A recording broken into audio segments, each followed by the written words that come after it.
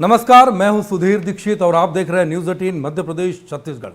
बात बेबाक, जैसा हमारा शो वैसी ही शख्सियत आज हमारे साथ है। मध्य प्रदेश के पंचायत एवं ग्रामीण विकास मंत्री महेंद्र सिंह सिसोदिया जी। सर, बहुत बहुत स्वागत है आपका। बहुत बहुत धन्यवाद आपका। आरोप लगाए कांग्रेस ने प्रेस कॉन्फ्रेंस करके कि 52 जिलों का पैसा 3 जिलों में इस्तेमाल हो गया। आपने सफाई भी दी है।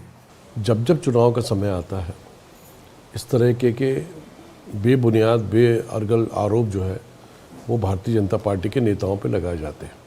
और ये भी एक महत्वपूर्ण बात है कि ऐसा व्यक्ति आरोप लगा रहा है जिसने पूर्व में भी कई बार झूठे आरोप लगाए और मानहानि के मुकदमों को फेस भी किया है।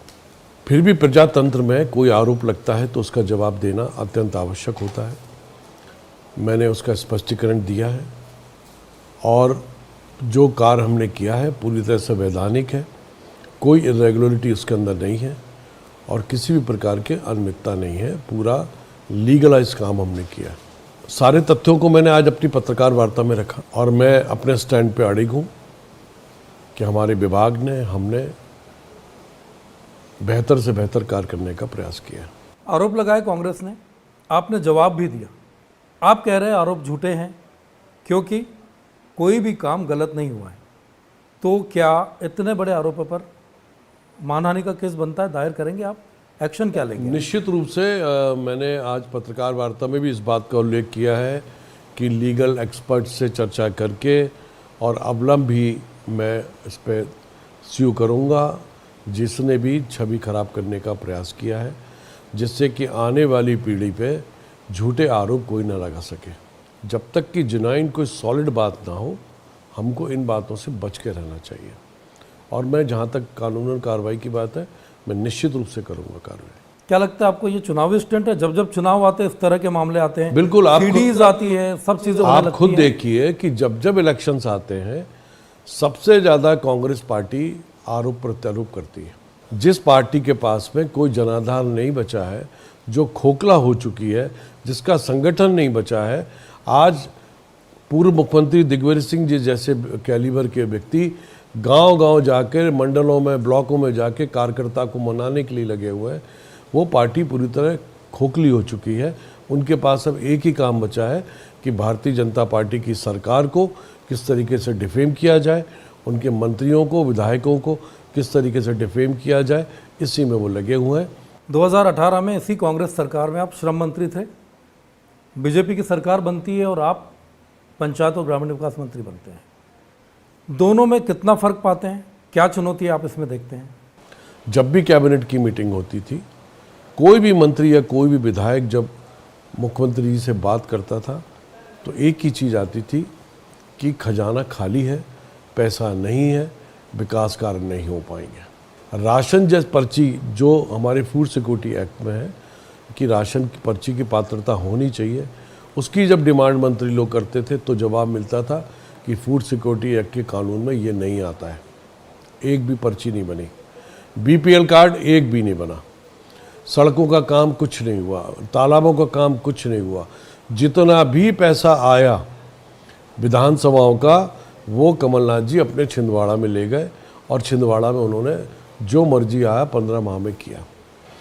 वही आज अगर उलट के देखें तो शिवराज सिंह जी की सरकार आई और आज मैं आपके चैनल के माध्यम से पूछना चाहता हूं कि मध्य प्रदेश में कौन सा कार्य नहीं हो रहा। लाडली बहना जैसी स्कीम जो इतनी ज़बरदस्त स्कीम है, जिसमें करीब 60,000 करोड़ का खर्च आना है, वो भी शिवराज सिंह जी ने लागू की है और उसकी 2-3 किस्त भी महिलाओं को प्राप्त हो गई है। कमलनाथ जी 15 माह में यही रोते रहे कि खजाना खाली है और वही शिवराज जी ने पत्थर में से पानी निकालने का काम किया। मुख्यमंत्री जी कहते हैं कि हम उधार लेके विकास करेंगे, आपके लिए मैं कहीं से भी पैसा ले आऊँगा, मेहनत करूँगा, पूरा मेहनत करूँगा। साहस की बात होती है कि हमें अपनी प्रदेश की जनता के काम करने हैं, मध्य प्रदेश में विकास करना है और चीज़ों को लेके आना है। लोन लेना या ना लेना ये नेचुरल प्रक्रिया है जो हर चीज़ में होती है।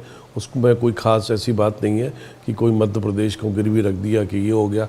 जो बातें कांग्रेस पार्टी करती है। कहते हैं ग्वालियर चंबल जो इलाका है वहाँ अलग अलग पावर सेंटर्स बने हैं, कैसे सामंजस्य बनेगा सबके बीच? लगता है आपको चुनाव जीतेंगे ऐसे दम में? जब महाराज सिंधिया जी अकेले नेता थे ग्वालियर चंबल संभाग के, तब कांग्रेस के रूल्स में हमने 26 सीटें जीती थी। आज पूरा भारतीय जनता पार्टी का संगठन, श्रीमती ज्योतिरादित्य सिंधिया जी की ताकत, माननीय शिवराज सिंह जी की ताकत, माननीय नरेंद्र सिंह जी की ताकत, ऐसे तमाम दिग्गज नेता हैं जो ग्वालियर चंबल संभाग को बिलोंग करते हैं। और मुझे पूर्ण विश्वास है कि क्लीन स्वीप के साथ ग्वालियर चंबल संभाग हम जीतेंगे। कोई कुछ भी कह ले, रिजल्ट भारतीय जनता पार्टी के पक्ष में आएगा। कांग्रेस कहते हैं कि भाजपा में भी अलग अलग तरह की भाजपा है, महाराज भाजपा, शिवराज भाजपा, नाराज भाजपा। भारतीय जनता पार्टी में एक ही भाजपा है और वो है कमल का फूल भारतीय जनता पार्टी। उसी में सिंधिया जी का समावेश है, उसी में शिवराज सिंह जी का समावेश है और उसी में नरेंद्र सिंह जी का समावेश है और सब कार्यकर्ताओं का समावेश अगर है तो कमल के फूल में है। बहुत सारे जो विकास कार्य है वो पूरे देश में पंचायतों से होते हैं। अहम विभाग है आपके पास, बहुत बड़ी जिम्मेदारी मानी जाती है। क्या चीज़ ऐसी लगती है आपको कि जहाँ को आपको सुधार करने की ज़रूरत है ताकि फ्लोलेस जो काम है वो फ्लोलेस हो? प्रधानमंत्री आवास योजना, प्रधानमंत्री सड़क योजना, हमारी मनरेगा, हमारे अमृत सरोवर तालाब, हमारे स्वच्छता, हमारे आजीविका मिशन के FPOs, हमारे आजीविका सिलाई सेंटर्स, ये पूरा अगर आप नेटवर्क उठाएंगे तो पंचायत ग्रामीण विकास का ही नेटवर्क है जो आज धरातल पर दिखाई दे रहा है। सुन रहे हैं कि कांग्रेस प्रियंका गांधी को बड़े चेहरे के तौर पर प्रोजेक्ट करने जा रही है। राजीव गांधी जी के बाद में कांग्रेस पूरी तरह से पंगी हो चुकी है। हिंदू मुस्लिम की बात करने वाली पार्टी जो मुस्लिम्स के तुष्टीकरण की नीति लेके चलती है, इसके अलावा कांग्रेस पार्टी पूरी तरह से बौनी हो चुकी है। प्रधानमंत्री नरेंद्र मोदी जी, गृह मंत्री अमित शाह जी और प्रियंका जी हों चाहे राहुल जी हों, इनका अंतर पाटा नहीं जा सकता। ये आकाश है मोदी जी और राहुल जी और प्रियंका जी धरातल है। ये फ़र्क है बेसिक। और आज मोदी जी युग पुरुष बन चुके हैं भारत देश के, बल्कि विश्व पटल पे भी हमारे प्रधानमंत्री जी ने नाम किया है। आज लोग इंदिरा जी को भूल गए हैं। बच्चे के अगर जबान पे कोई नाम आता है तो प्रधानमंत्री नरेंद्र मोदी जी का नाम आता है। तो प्रियंका जी आए, राहुल जी आए थे और जो भी नेता आए, मध्य प्रदेश का देश में कहीं भी कोई इफेक्ट नहीं पड़ने वाला, जहाँ तक कि उनकी संसदीय क्षेत्र रायबरेली में भी नहीं पड़ने वाला। कांग्रेस धीरे धीरे सॉफ्ट हिंदुत्व की तरफ बढ़ रही है। बजरंग बली को राजनीति में शामिल कर लिया, कई नेताओं ने नाम लेते हैं। कर्नाटक चुनाव में भी जोर था, मध्य प्रदेश में भी जोर है। बजरंग बली किसके साथ? यही कांग्रेस 70 साल से स्वार्थ की राजनीति कर रही है। देश के मुस्लिम्स को ये बताकर कि ये भारतीय जनता पार्टी संघ आपके विरोध में है, उनका शोषण करती रही, उनका वोट ग्रहण करती रही और आर्थिक उत्थान के लिए कांग्रेस पार्टी ने कभी मुस्लिम्स का साथ नहीं दिया। और वही अगर आप देखें प्रधानमंत्री नरेंद्र मोदी जी को, तो अगर प्रधानमंत्री आवास में एक हिंदू का मकान बन रहा है तो एक मुस्लिम का आवास भी स्वीकृत हो रहा है। अगर लाडली बहना योजना में हिंदू महिला को बहन को अगर 1000 मिल रहा है तो मुस्लिम बहन को भी 1000 मिल रहा है। ये फ़र्क होता है दोनों का। कांग्रेस से भाजपा में जब लोग आते हैं तो उस विचारधारा के साथ सामंजस्य बनाना आसान होता है, चुनौती होती है कोई? देखिए, मैं दुनिया के बारे में नहीं कह सकता, मगर मैं अपने बारे में कह सकता हूँ कि जब मैंने कांग्रेस छोड़ी, और मैं ये भी बताना चाहूँगा आपके चैनल के माध्यम से कि मैं एक ट्रेडिशनल कांग्रेस परिवार को बिलोंग करता हूँ। मेरे दादाजी फ्रीडम फाइटर रहे, कांग्रेस से MLA रहे और तमाम सारी कांग्रेस की कमेटियों में रहे। उसके बाद भी जहाँ वैचारिक मतभेद आ जाते हैं, और यही कमलनाथ जी और हमारे बीच में वैचारिक मतभेद आए, क्योंकि हमारी सबसे जो प्राथमिकता है वो हमारे क्षेत्र की जनता थी। और उस जनता को जब हमने रोते बिलखते देखा कमलनाथ जी के समय, तो ये निर्णय हमको लेना पड़ा। और आज हमको इस बात में कहते हुए बहुत गर्व है मुझे कि जिस पार्टी को हमने स्वीकार किया, जिस परिवार के अंदर हम आए हैं, उस परिवार से भरपूर प्यार, मोहब्बत और सम्मान हमें भारतीय जनता पार्टी दे रही है। अटकलें चल रही है मार्केट में कि कुछ सिंधिया जी के कोटे के कुछ मंत्रियों के भी टिकट काटे जा सकते हैं या कुछ लोगों के टिकट काटे जा सकते हैं। देखिए, हम जिस पार्टी में आए हैं उस पार्टी में ये अपेक्षा लेके नहीं आए कि हमको हमेशा उपकृति किया जाएगा। किसी प्रॉमिस, किसी एग्रीमेंट पे नहीं आए हैं। ये भारतीय जनता पार्टी का बड़प्पन था कि उन्होंने हमको मंत्री बनाया।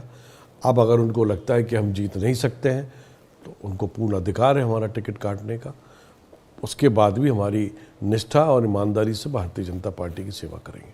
बयानों को लेकर बहुत चर्चित रहते हैं आप, दिल से बोलते हैं, बेलाग बोलते हैं, बेबाक बोलते हैं, कभी प्रशासन से टकराव हो जाता है, कभी आप जिस व्यक्ति के चरित्र में मैल नहीं होता वो हमेशा बेबाक होता है, स्ट्रेट फॉरवर्ड होता है। जो झूठा आदमी होता है वो डिप्लोमेट होता है, जो ऑनेस्ट होता है वो बेबाकी में निभाता है और बोल्ड और साहस के साथ बोल सकता है। बहुत कम लोगों में साहस होता है सच बात बोलने का। मेरे अंदर वो विल पावर है कि मैं गलत को गलत और सच को सच कहने में पीछे नहीं हटता। प्रशासनिक अधिकारियों पर काफ़ी सख्ती दिखाते हैं आप, अक्सर लगता है आपको? ऐसा नहीं है कि मैं सख्ती दिखाता हूँ, मेरे फ्रेंडली टर्म्स होते हैं उनसे। पहली बार ऐसा हुआ है कि मुख्य सचिव से आपने नाराजगी जाहिर कर दी। नहीं, मैं मुख्य सचिव से कोई मेरी व्यक्तिगत दुश्मनी नहीं है, वो मेरे सीनियर हैं, मेरे गुना कलेक्टर रहे। जब मैंने छात्र जीवन से राजनीति शुरू की तब उनका आशीर्वाद भी मेरे साथ रहा और उनका सपोर्ट भी मेरे साथ रहा। किंतु कहीं मुझे ऐसा लगा कि प्रशासनिक जो पकड़ होनी चाहिए उसमें कमी दिखाई दे रही है, तो मेरे मुंह से वो विचार आए, क्योंकि मैं साहसी भी हूँ, सच्चा भी हूँ और बेबाक बोलने वाला भी। बुलडोजर का जिक्र अक्सर आता है मध्य प्रदेश में, यूपी में तो बहुत चर्चित रहा है, मध्य प्रदेश में भी हमेशा जिक्र आता है। जनवरी में आप गुना में किसी सभा में बात कर रहे थे, कांग्रेसियों को आपने शायद मजाक में कहा था कि बीजेपी में आ जाओ नहीं तो मामा का बुलडोजर तैयार खड़ा है। मैंने वो, मेरे को याद है अभी भी, नगर पालिका का इलेक्शन था और वहाँ जनता ने हमको कंप्लेंट की कि कांग्रेस के माफिया जो लोग हैं, जो राघोगढ़ में अवैध शराब का धंधा कर रहे हैं, डिस्टलरीज बनी हुई हैं गाँव में, तमाम तरीके का अवैध कारोबार हो रहे हैं, उन लोगों को हमने कहा था कि सुधर जाओ और सुधारने की पार्टी भाजपा है, नहीं तो बुलडोजर मामा का तैयार खड़ा है। कांग्रेस आपको चुनौती देती है कि दम है तो राघोगढ़ से चुनाव लड़के दिखाइए, लड़ेंगे, मौका मिलेगा? वो भी समय आने वाला है, मैं लड़ूं ना लड़ूं, कोई भी साधारण कार्यकर्ता वो राघोगढ़ चुनाव जीतेगा भारतीय जनता पार्टी का। अगर आप उठा के देखें पॉलिटिकल सीन, तो जयवर्धन सिंह जी ने अपना कैरियर स्टार्ट किया तो 49,000 वोटों से जीते थे, और पिछला जो चुनाव जीते वो मात्र 36,000 वोटों से जीते, और अब जो चुनाव होगा ये और भी डीप में जाएगा और हो सकता है चुनाव भी हार जाए। कितनी बड़ी चुनौती राघोगढ़ बीजेपी के लिए? अगर आज भारतीय जनता पार्टी ठान ले कि राघोगढ़ हमको जीतना है, तो कोई माइकल लाल राघोगढ़ को भारतीय जनता पार्टी को हरा नहीं सकता। कोई चुनौती नहीं मानते आप? बड़ी चुनौती? मैं बिल्कुल नहीं मानता चुनौती। चुनाव तो हार जीत का ही सवाल है। बिल्कुल बिल्कुल 100%। अच्छा कैंडिडेट अगर देते हैं जो पूरी शिद्दत के साथ वहाँ काम करता है तो कोई बड़ी बात नहीं है। नरेंद्र सिंह तोमर जी को चुनाव का संयोजक बनाया गया है, ऊर्जा दिख रही ग्वालियर चंबल इलाके में, असर दिखेगा इसका, ताकत बढ़ेगी? निश्चित रूप से ग्वालियर चंबल संभाग तो हमारे छत्रपों का संभाग है। हमारे माननीय नरेंद्र सिंह जी जो इतने अनुभवी व्यक्ति हैं, संगठन के मंत्री पद को भी सुशोभित कर चुके हैं। हमारे महाराज ज्योतिरादित्य सिंधिया जी जो युवा तुर्क हैं, आज देश में अगर कोई यंगस्टर्स में, यूथ में अगर कोई लीडरशिप है तो भारतीय जनता पार्टी के ज्योतिरादित्य सिंधिया जी की है। हमारे अनूप मिश्रा जी, हमारे नरोत्तम मिश्रा जी, ऐसे तमाम लीडरशिप है जो ग्वालियर चंबल संभाग को निश्चित रूप से आगे लेके आएगी। दिग्गजों की बहुत बड़ी फौज है ग्वालियर चंबल में, दोनों कहीं कोई टकराव की स्थिति तो नहीं? दोनों चीज़ें हैं, ए ग्रेड के भी हैं, बी ग्रेड के भी हैं और सी ग्रेड के भी हैं। टॉप लीडरशिप भी ग्वालियर चंबल संभाग में है, दूसरी लीडरशिप भी, और पार्टी का कार्यकर्ता भी ज़बरदस्त तरीके से काम करता है ग्वालियर चंबल संभाग में। इसलिए ग्वालियर चंबल संभाग को जो कांग्रेस अंडरएस्टिमेट करके चल रही है, अभी तो शुरू नहीं हुआ है, जिस दिन शुरू होगा उस दिन मैं आपसे बात करूंगा। अभी हमने नेता प्रतिपक्ष डॉक्टर गोविंद सिंह से बात की थी, वो ये दावा कर रहे हैं कि इस बार हमारी इतनी सीटें आएंगी कि कोई दूसरा सिंधिया कांग्रेस में नहीं होगा। देखिए, मैं उनके बारे में कुछ कहना नहीं चाहता हूँ, मेरे से बुजुर्ग हैं वो, मैं उनका सम्मान करता हूँ। उनकी भी गलतफहमी इस चुनाव में दूर हो जाएगी। इस बार मेरा दौरा लगा था उनकी विधानसभा में भी, और जब मैंने वहाँ पूरा देखा दृश्य, बहुत कम मार्जिन से चुनाव जीतते हैं। रणनीति तैयार है, एस्पिरेशनल जो विधानसभा है उसकी रणनीति हमारी पार्टी ने बना ली है कि जो विधानसभा हम लास्ट इलेक्शन में हारे हैं या कभी नहीं जीते, उनको कैसे जीता जाए, उस पर पूरी कवायद हमारी हो चुकी है और पूरी तैयारी हो चुकी है, और इस बार चौंकाने वाले रिजल्ट आएंगे। कितनी सीटों की आप उम्मीद करते हैं कि बीजेपी इस बार कितनी? स्पष्ट बहुमत आएगा, और लाडली बहना के बाद तो अद्भुत चमत्कार हुआ है। 1 करोड़ 25 लाख महिलाओं को 1-1 हज़ार रुपये मिल रहे हैं। बाद में बढ़ेंगे भी। ये वोटर पक्का वोटर हो चुका है भारतीय जनता पार्टी का, और इसके साथ जिस परिवार को मिल रहे हैं वो परिवार भी इससे जुड़ गया है पूरी तरीके से। लेकिन कांग्रेस कह रही है कि हम 1500 रुपए देंगे और 500 रुपए में सिलेंडर भी देंगे। कांग्रेस का तो, जब कांग्रेस की सरकार थी, यही तो विडंबना है कांग्रेस के साथ कि जब आप कुर्सी पे बैठते हो तो आप अपने वायदे भूल जाते हो। 1000 रुपया शहरिया महिलाओं को मिलता था। कमलनाथ जी के सरकार में मैं कह के थक गया कि मेरी कॉन्स्टिट्यूंसी में 60,000 वोट शहरी आदिवासी के हैं, इनके 1,000 रुपये आप डलवा दीजिए। जो सरकार, जो पार्टी उन शहरी आदिवासियों के 1,000 रुपये मार सकती है, वो 1500 का खाक देगी। झूठे वादे करने वाले लोग हैं ये, और जनता इनको समझ चुकी है।